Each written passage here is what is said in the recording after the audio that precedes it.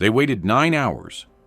A man was bleeding from a point-blank shotgun blast to the face, but the first call from the White House wasn't to an ambulance. It was to control the story. The 2 reels with his recent passing, that story is now sealed. But the unedited cut, the one they never wanted screened, is just now coming to light. This is the story of the man who pulled the trigger. In the official history, the one they hand you with your ticket, Dick Cheney, is the supporting actor. Just about everybody, including Democrats, agrees that Dick Cheney is a good and decent man. The quiet vice president in the gray suit, the man in the background of the photographs. But in the unedited cut, the one they never wanted screened, the supporting actor was directing the entire picture. We are here to see the raw footage, the takes that were left on the cutting room floor because they told the wrong kind of story. The public image of Dick Cheney was a carefully crafted role. The dutiful public servant, the steady hand, the experienced advisor. He was the man who showed up to meetings, who spoke in a low, measured monotone. I am honored by your nomination, and I accept it. And who seemed to be the very picture of bureaucratic stability. He was, by all accounts, boring. And that was the point. That was the performance, because while the cameras were pointed at the Oval Office, the real story was happening in a quiet, secured office in the West Wing. This isn't a story about politics, about Republicans and Democrats, or about the policies you read in the newspaper. This is a story about power. Not the loud, spotlight-seeking power of the leading man, but the quiet, patient, structural power of the man who reads every line of the contract. It's about how that power is truly acquired, how it's wielded in secret, and how it is used to protect itself at all costs. The Cheney you saw on television was a character. The man we are investigating tonight was an operator. He moved through the halls of Washington, not like a politician seeking votes, but like a studio head surveying his lot. He understood the machinery, he knew where the levers were, and he was, above all, patient. He knew that real control didn't come from a podium. It came from controlling the information, the budget, and the flow of intelligence. He was the man in the shadows, the one whose name was on memos that were never meant to see the light of day. While others were giving speeches, he was rewriting the rules. This investigation pulls back the curtain on that performance. We will examine the accidents that always seem to end in his favor. We will follow the trail of money, a trail that leads from the highest offices of government to the boardrooms of the world's most powerful corporations. And we will look at the convenient falsehoods, the bad intelligence, and the fictional scripts that were sold to the public to launch a real-world production costing billions of dollars. The man who presented himself as the reliable supporting actor had been writing his own script all along. But to understand the director, you must first look at the footage from his youth, back when he was first learning how to dodge the spotlight. The man who wasn't there. While Hollywood's biggest stars, men like James Stewart, were putting their lives on the line and flying real combat missions over enemy skies, a young Dick Cheney was learning a different kind of maneuver back home, the art of the deferment.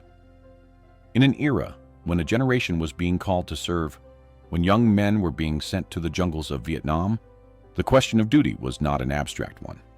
It was a letter that arrived in the mail. And for those who answered the call, the stakes were absolute. James Stewart was no longer a young man. He was a screen legend, an icon from the golden age, well past the age of mandatory service. And yet, he put on the uniform again, just as he had in the Second World War. He insisted on flying, ultimately logging 50 combat runs. He was a man who believed in service, a man who put himself at risk alongside men a fraction of his age. Then there was Dick Cheney.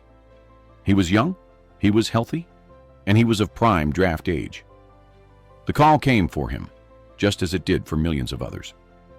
But Cheney, it seems, always had other priorities.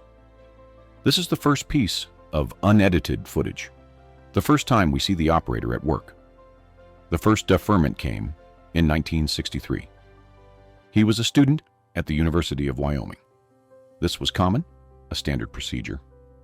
The second came in 1965, also for his studies. But then the studies ended. In 1966, he was reclassified as available for service. The call was imminent, but just in time, a third deferment appeared, this time for marriage. The pattern continues. A fourth deferment, then a fifth. He and his wife had a child, which, in 1967, placed him at the very bottom of the call-up list, safe from the draft. Over 5 separate occasions, when his number was up, Dick Cheney found a way to be somewhere else. He managed to secure 5 deferments, a masterclass in bureaucratic navigation. He stayed home. He pursued his academic and political ambitions. He let others go in his place. When asked about it years later, with the cool confidence of a man who has never had to answer for anything, he said simply that he had other priorities. Other priorities than the young men from his own state, the sons of ranchers and oil workers from Casper and Cheyenne, who drew a high lottery number and had no other choice. This wasn't just a young man getting lucky. This was a calculated series of moves.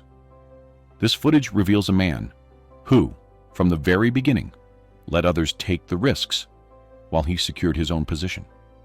It was a pattern of behavior, a quiet talent for evasion that he was already perfecting. But this wasn't the only lucky break he'd get in those early years. His file back in Wyoming shows another, darker pattern of evasion, one that had nothing to do with war.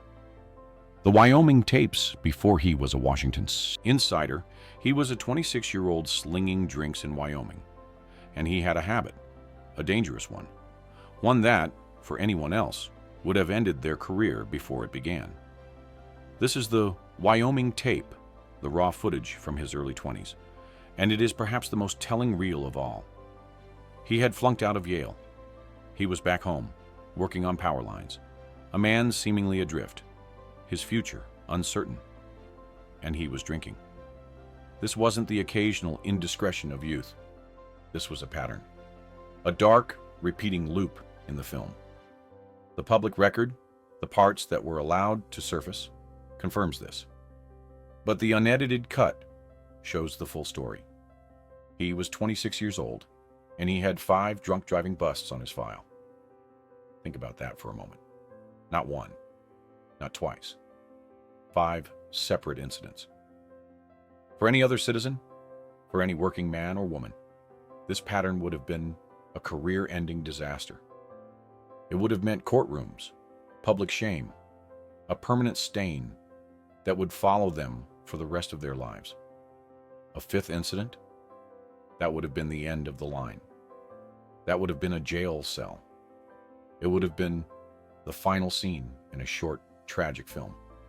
But here is the crucial detail, the part of the footage the official biographers just skim past. What happened to Dick Cheney?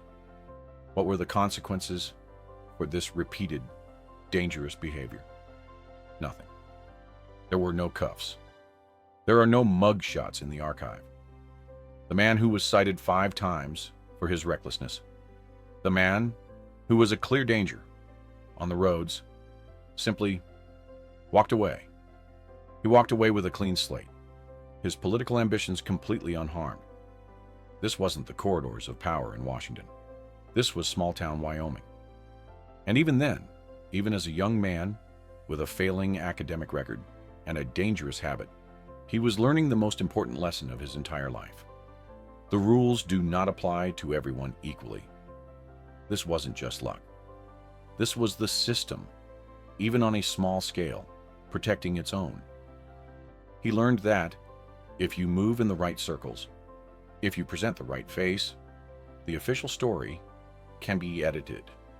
The files can be adjusted. The facts can be rewritten to suit the man. This pattern, this ability to operate with complete impunity, didn't stay in Wyoming when he left. He was perfecting a kind of immunity, a shield that recklessness could not pierce. He had learned that personal behavior was irrelevant, as long as you could control the record. And that lesson would soon be worth millions. The $34 million exit. How does a public servant walk away with $34 million? The simple answer is, he doesn't. A corporate executive does. This is the story of how Dick Cheney, the public servant, briefly stepped off the government stage and into the corporate spotlight, only to set the scene for the most profitable performance of his career. And it all begins with cashing his first big check. After his time as Secretary of Defense, Cheney didn't just retire to a quiet life. That's not in the script for an operator. Instead, he walked through the revolving door, a term that barely does justice to the move he made. He stepped out of the Pentagon, the very building that awards massive government contracts, and into the Chief Executive Officer's chair at Halliburton, a massive, globe-spanning corporation that receives those exact same contracts. It was a seamless transition, a move from one side of the desk to the other, a perfect example of the public-private partnership that operates far from the public's eye. For 5 years, he was at the helm, and Halliburton thrived. Its government contracts grew, its global reach expanded. Cheney, the former defense secretary, was now the public face of a corporation that did business in every volatile corner of the world. He was no longer just a politician. He was a titan of industry, a man who understood both the language of Washington and the language of the boardroom. He was building his financial and corporate base, forging connections that went far beyond the Beltway. But this is where the unedited footage gets truly interesting. This wasn't a retirement. This was Act 1 of a much larger play. When the call came to return to government, to join the presidential ticket, Cheney had to cash out. And that cash out was a payout of $34 million. Let's be clear. This wasn't a simple severance package. This was a man leaving a corporation he had led, a corporation whose fortunes were directly tied to government policy, to become the second most powerful man in that government. The man who evaded the rules in Wyoming was now getting paid handsomely by the very system he was about to help lead. This wasn't just a reward for his time. It was a stake. He was now a wealthy man, his fortunes directly linked to the corporate world he had just left. The financial motive was now permanently etched into the film. But he wasn't just taking the money.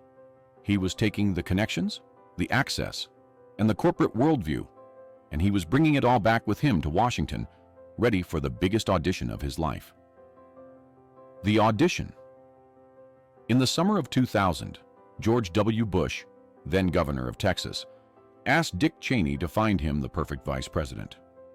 Cheney, the seasoned Washington hand, the former Secretary of Defense, agreed to lead the search. He searched far and wide. He vetted every candidate. He ran the entire operation. And in the end, he found the perfect man for the job, himself. This is the unedited footage of that audition. And it wasn't Bush who was running it. It was Cheney. The official story, the one that played on the nightly news, was one of duty and reluctance. The governor, new to the national stage, needed an experienced partner. He turned to a man his father trusted, a man who understood Washington, to find that partner. Dick Cheney was given the keys to the entire operation. He was not a candidate. He was, in his own words, the search committee of one. He was given unprecedented access to the campaign's inner workings, its strategies, its finances, and its future. He was the casting director for the most powerful administration on earth. He reviewed the files. He made the calls. He sat down with the hopefuls. He saw all their strengths. And more importantly, he saw all their weaknesses. He knew who had skeletons in their closets, who was too ambitious, and who was too weak. He was the gatekeeper. Political insiders at the time would later remark that the search was only ever for one man. After weeks, Dick Cheney went back to the governor and reported his findings. The best man for the job, the only man truly prepared, the one candidate who stood above all the rest, was Dick Cheney. This wasn't a humble acceptance of a call to duty. This was a calculated seizure of opportunity, a masterpiece of bureaucratic maneuvering. He controlled the flow of information to the governor, presenting himself as the only safe, logical, and inevitable choice. He didn't just accept a part. He wrote himself into the lead. He auditioned everyone else for a role he had already decided to take. He wasn't chosen for the part. He took it. And in doing so, he wasn't just securing a spot on the ticket, he was securing the director's chair. The shadow director. In the script of an administration, the president is the star. But what if the real story, the one that changed the world, was being directed by the supporting actor from a side office? When Dick Cheney took the oath, he wasn't just accepting a ceremonial role. He was initiating a quiet revolution. He had studied the system for decades, and he knew its one great secret. The vice presidency had no defined power. It was a blank page. And on that page, he began to write his own script. He became the most powerful vice president in American history, not by accident, but by design. He populated the administration's key posts with his own people, creating a network that reported not to their department heads, but to him. He was the first to receive the president's daily brief, but he didn't stop there. He requested his own separate intelligence briefings, getting the raw, unfiltered data from the agencies. He didn't want the summarized version. He wanted the original footage, so he could be the one to edit it. This wasn't just advice. This was control. He was building what insiders would come to call a shadow government. He had his own legal team, his own policy advisors, his own press office, all working in parallel to, and often above, the established White House structure. It created a chilling visual.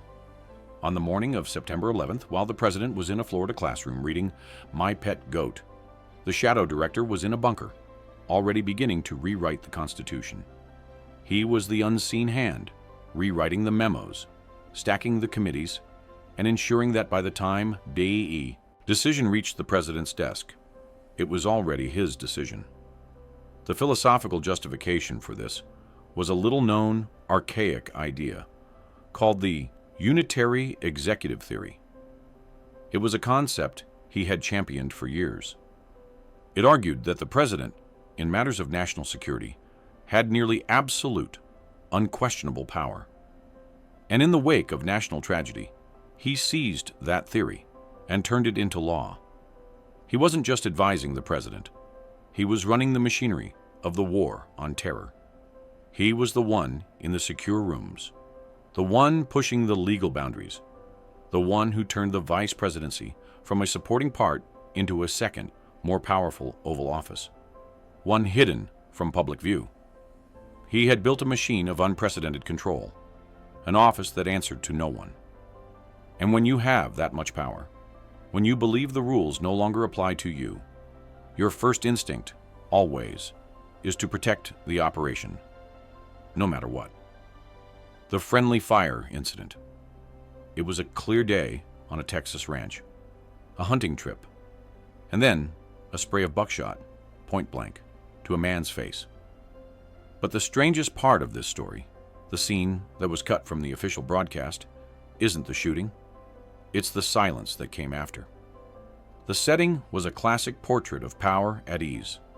A quail hunt, an exclusive ranch, men of influence.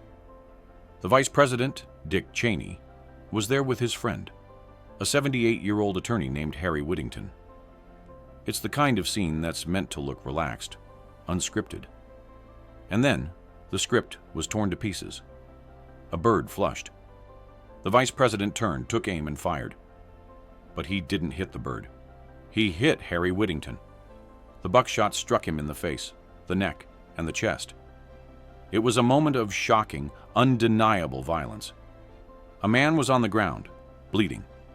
His companion, the man who pulled the trigger, was the second most powerful man in the world. This is the unedited cut. This is where you see the real character. What is the first move? A frantic call for help? A 911 call to get an ambulance? No. That's what ordinary people do. That's what the public script demands.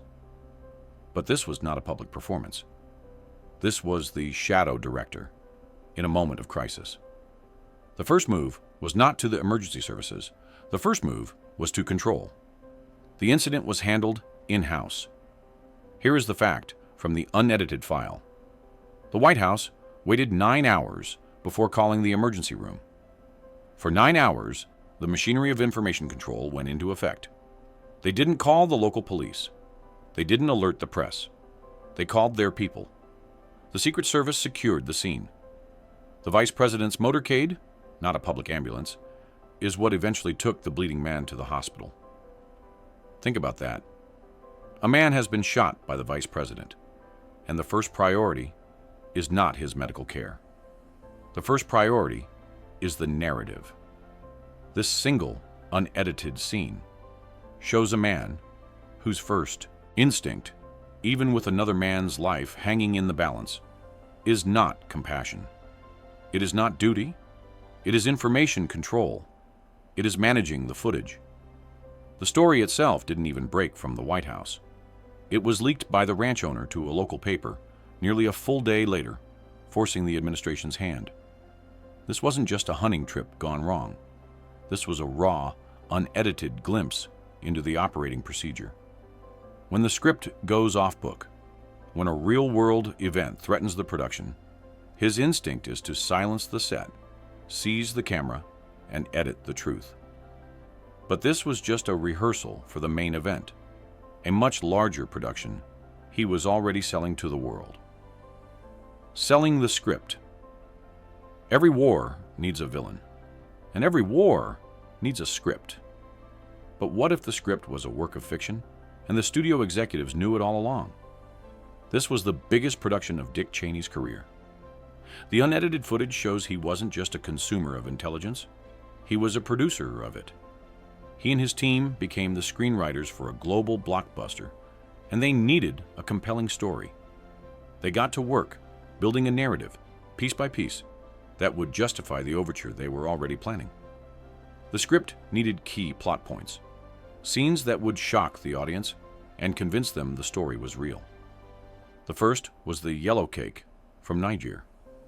It was a terrifying scene, the idea that the enemy was acquiring materials for a nuclear device. It made for a great line in the script, one that even made it into the president's major address. The only problem? The intelligence was a forgery. The Central Intelligence Agency knew it. The British knew it. But it was too good a line to cut. Then came the aluminum tubes. These, the producers told us, were for centrifuges, the smoking gun of a nuclear program. But the administration's own experts, the ones at the Department of Energy, said they were not. They said the tubes were for conventional rockets. Their analysis was buried. Their lines were cut from the final film. The most famous line, of course, was the slam dunk. This was the assurance from the director of the Central Intelligence Agency that weapons of mass destruction existed. But this wasn't an independent assessment. This was a line fed to him by the executive producers.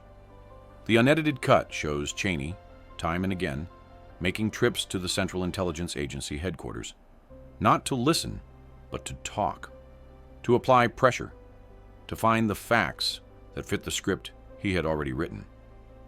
This wasn't an intelligence failure. That's the alibi. This was an intelligence rejection. The administration didn't fail to get the truth. They actively discarded it. This was a sales pitch. It was the most expensive, high-stakes marketing campaign in modern history. He sold a fictional script to the American people and to the world, and then he used the full, awesome power of the United States military to make it real. The curtain went up, the war began, and the box office numbers, in the form of defense contracts, started rolling in. The script had been sold. But the methods used to sell it, the dark interrogation rooms where the facts were being manufactured, were even more sinister than the script itself. The noir villain. A senator walks into an office. He has heard the whispers, the dark rumors coming from classified basements and secret prisons. He asks the vice president if the rumors are true, if they are really using these dark methods. The vice president looks him straight in the eye and tells him torture works. This is the unedited cuts climax. This is the reel they keep locked in a vault.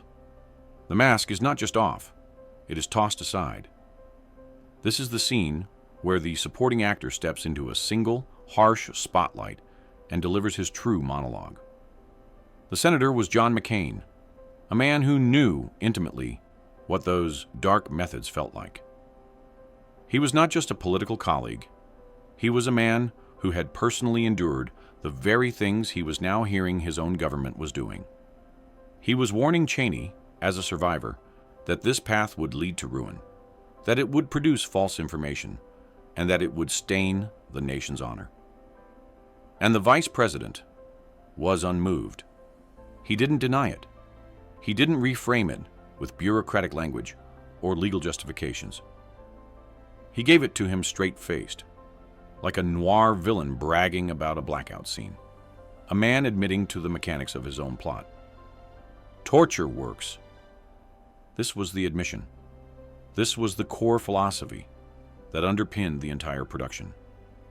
The fictional script he had sold to the world, the one about non-existent weapons, needed a real-world engine to make it run. When the intelligence did not fit the story, new intelligence had to be created. This admission revealed why the intelligence was so bad. The enhanced techniques he was championing, the waterboarding, the stress positions, the sleep deprivation. These were not tools of information gathering. They were tools of script writing. They were designed to break a person, to force them to say whatever was necessary, to make them sign their name, to the fictional lines that the producers needed to hear to make their story hold. He told the senator, with cold clarity, that he believed the robust techniques were justified, that a dunk in the water was a small price to pay for security. This wasn't a man agonizing over a difficult choice in a time of crisis. This was a man who had already made a cold calculation. He was the director who believed that the final cut was all that mattered, and the methods used to get the perfect shot, no matter how brutal, were irrelevant. He wasn't just defending a policy. He was admitting to a worldview, a cold, hard philosophy where the rules of civilized conduct are simply props to be used or discarded. This was the director, in the final reel, finally explaining his vision.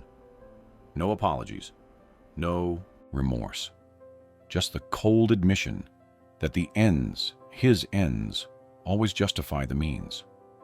The villain had confessed his methods, but the confession was only half the story. The real question was, who was paying for this entire production? The secret checks and the final cut. A film production always has a budget. And this one, this massive global production, had a $14 billion price tag. The only question is, who cashed the check? He was the only vice president in history to seize the Oval Office, to take on the full powers of the presidency, not once, but twice. Both times for medical procedures, for his heart. The transfer of power was quiet, seamless, and temporary. A sequel nobody auditioned for. But it was the final, chilling proof of his unitary executive theory. He had so perfectly rewired the system, so completely taken over the machinery, that he could literally hand himself the part of president for a few hours, and no one could stop him. But the real payoff was the money. The unedited footage, the ledger sheet they keep under lock and key, shows the answer clearly. The payoff was wired straight back to the studio. That $14 billion, in the form of no-bid contracts for the war in Iraq, went straight to one company, Halliburton, The very same corporation Dick Cheney had just left as chief executive officer. It was the ultimate inside job, like picking your own studio star and then billing the entire war to the public. And here is the dagger, the part that never hit the newsreels, the personal check that was slipped under the door. While he was vice president, while he was overseeing a war that was making his old company fantastically wealthy, Dick Cheney was still cashing secret checks from Halliburton. It was called deferred compensation, a part of that $34 million exit. It was a perfectly legal, perfectly quiet stream of money, flowing from the company profiting from the war, directly to the man who started it. He was the director, the star, and he was still collecting a paycheck from the producers. The film is over. The credits roll. We see the final results of the raw footage. The man who dodged the draft. The man who walked away from 5 DUIs. The man who cast himself. The man who covered up a shooting. The man who sold a war and then paid his own company to fight it. The unedited cut is a dark film. It's a story about quiet, patient, bureaucratic power that in the end gets everything it ever wanted. They don't teach that in the popcorn aisle. But they should, because the price of that ticket was paid in full by everyone else. If you believe these unedited histories need to be told, like this video, so others can find the truth, and subscribe to our channel. We have many more files to open